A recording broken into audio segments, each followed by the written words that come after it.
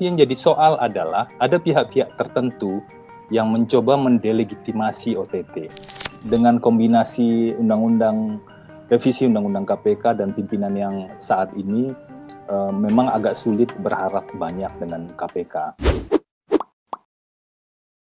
Mas Febri, penangkapan Menteri KKP di Prabowo ini menjadi salah satu terbesar KPK sejauh ini. Bisa dibilang gitu nggak menurut Mas Febri? Saya kemarin waktu mendengar informasi itu dan kemudian tahu siapa timnya, saya paham bahwa ini perjuangan yang luar biasa dari teman-teman di dalam KPK ya, yang saat ini situasinya sudah betul-betul berbeda. Karena memang ada kondisi-kondisi yang membuat ada batasan-batasan lah, atau hambatan-hambatan atau lapis-lapis birokrasi yang membuat teman-teman di KPK itu jadi lebih sulit bergerak setelah revisi undang-undang KPK tersebut. Nah, kemarin kita tahu kan untuk OTT yang di bandara ya dijemputnya, itu timnya Novel dan tim beberapa satgas yang lain yang memang kita kenal bisa menangani sejumlah kasus-kasus yang besar ya. Seperti kemarin itu pada saat penangkapan Nur Hadi kan tim mereka juga, dan saya kira itu perlu kita apresiasi. Makanya saya bilang ini kerja konkret yang memang penting diapresiasi, dan kita memang harus kawal penanganan perkaranya nanti. OTT ini tuh selalu menjadi angin segar bagi masyarakat, seperti membuktikan bahwa berarti penanganan pemberantasan korupsi ini masih ada.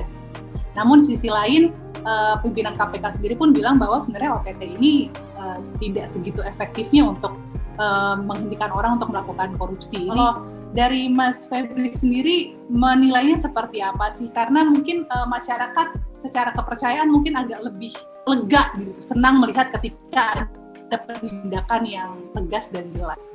Ya, OTT itu sebenarnya kalau kita bangun pemahaman yang lebih komprehensif, OTT itu sebenarnya adalah bagian dari pencegahan dalam artian yang lebih luas sebenarnya.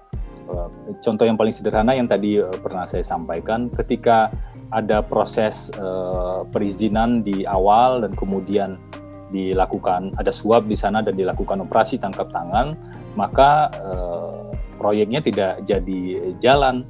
Padahal bayangkan kalau proyeknya jalan dan nilai suapnya sudah diterima sejak awal.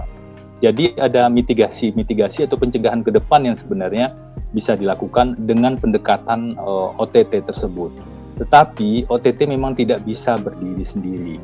Tidak pernah ada satu teori ataupun analisis yang mengatakan hanya OTT lah yang bisa menyelesaikan fenomena korupsi di Indonesia. Itu sudah pasti demikian. Tetapi yang jadi soal adalah ada pihak-pihak tertentu yang mencoba mendelegitimasi OTT.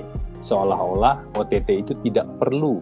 Padahal para pelaku kasus korupsi itu sangat takut dan sangat khawatir dengan adanya OTT. Karena mereka nggak bisa mikir, nggak bisa menghilangkan bukti pada saat itu, nggak bisa mengatur situasi, tidak bisa menghubungi teman-teman yang sama-sama berkuasa.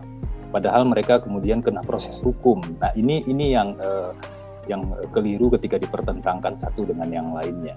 Menurut Anda di tengah krisis kepercayaan yang terjadi dari masyarakat kepada KPK dengan adanya revisi undang-undang dan juga adanya Dewan Pengawas saat ini gitu, OTT kemarin yang terkait dengan kasus Benny Lobster yang menjaring Menteri KKP di Prabowo ini sukses nggak sih menumbuhkan rasa kepercayaan yang lebih dari masyarakat kepada KPK?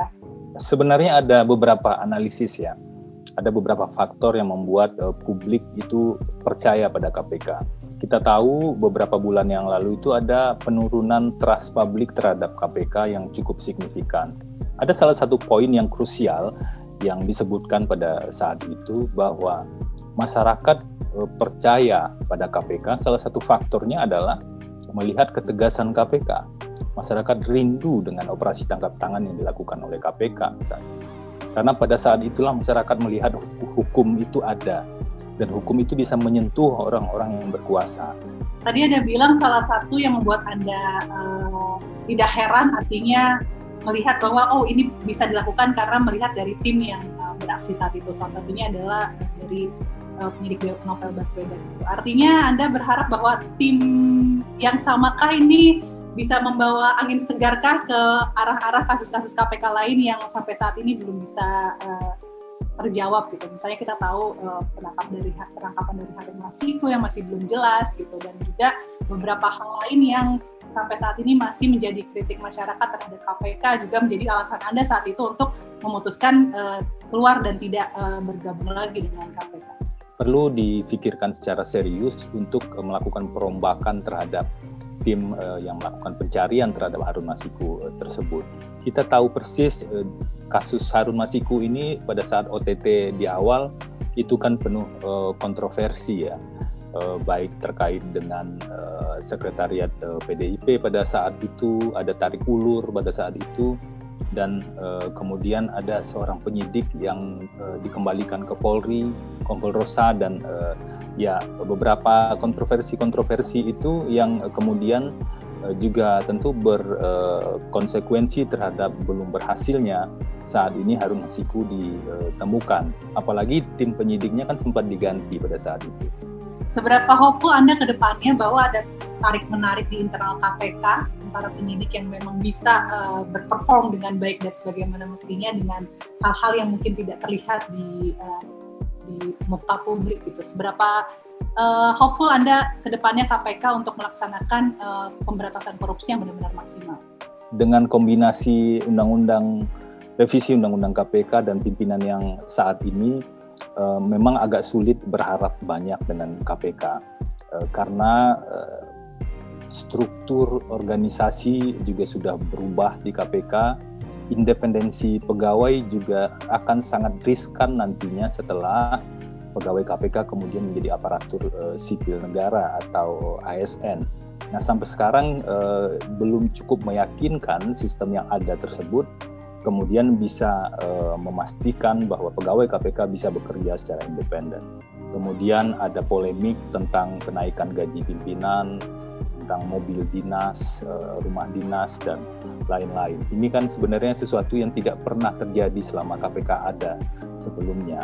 Karena pimpinan KPK sebelumnya tidak memikirkan hal-hal yang seperti itu sampai harus menjadi polemik keluar dan lebih fokus memastikan tim di dalam bekerja secara baik.